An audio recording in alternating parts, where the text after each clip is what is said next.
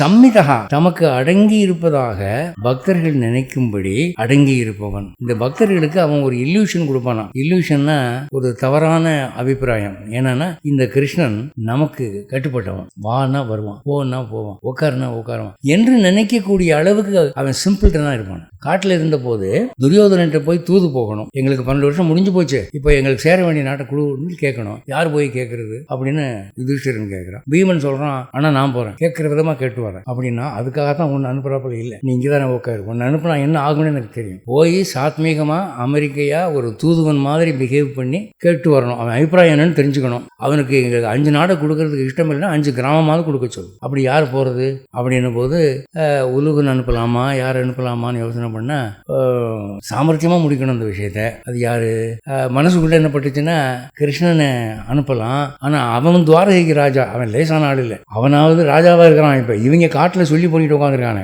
Once அப்பான time தான் இவங்க ராஜா, இப்போதைக்கு ஆண்டிகள் தான், அட் பிரசன்ட் அவங்க ஆண்டிகள். அவனை என்னென்னு அனுப்புறது அப்படின்னுட்டு கிருஷ்ணன் கிட்ட ஒரு சாதுரியமா சொன்னான். கிருஷ்ணா, ஒரு நல்ல ஒரு திறமசாலியான ஒரு விவரமான ஆளு, ஒன்ன மாதிரி ஒரு ஆள் இருந்தா நல்லா இருக்கும் தூது போறதுக்கு. இப்ப நான் எங்க போவேன்னு தெரியலையே அப்படின்னு. அதுக்கு சொன்னா, அவன் ஏன் சுத்தி விளைக்கிற, என்ன போன்னு சொல்லி போயிட்டு வரேன், உனக்கு செய்யாம யார் செய்ய போறேன் நானு அப்படின்னு. சரி கிருஷ்ணா, தயவு பண்ணி செய்ய, எனக்காக அதை முடிச்சு கொடு அப்படின்னு. சரின்னு கிளம்பினா.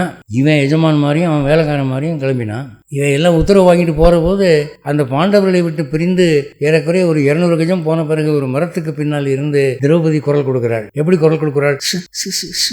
அப்படிங்கிறா. இவன் கிருஷ்ணன் திரும்பி பார்த்தான், இப்படி வா அப்படின்னா.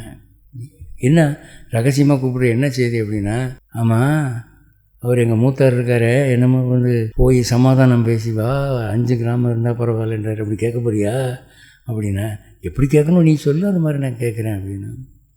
என் முடியை பார்த்தியா, அன்னைக்கு அவுத்து விட்டனே, இன்னைக்கு வரைக்கும் அவந்து தான் கிடக்கு, என்ன வைக்கல சீவலை, என்னைக்கு நான் தலையை முடியறது, இந்த பயல்களை தொலைச்சி அந்த துச்சாசனன் தொட ரத்தத்தை வச்சு பூஜி தான் நான் தலையை சீவணும், சபதம் எடுத்திருக்கேன், நீ போய் கெடுத்து விட்டு வந்துடாரு அப்படின்னா. தங்கச்சி கவலைப்படுறாரு, அது மட்டும் இந்த தப்பை ஒரு நாளும் செய்ய மாட்டேன், என்ன பேசுனா சண்டை வருமோ அந்த மாதிரி பேசிட்டு வந்தேன் அப்படின்னு போய் அவன் சமாதானம் பேசுகிற மாதிரி பசப்பி கோவத்தை தூண்டி விட்டு வந்துட்டான். அங்கே போய் விதுரனை அவன் கட்சிக்கு இல்லைன்னு ஆக்கி விட்டான்.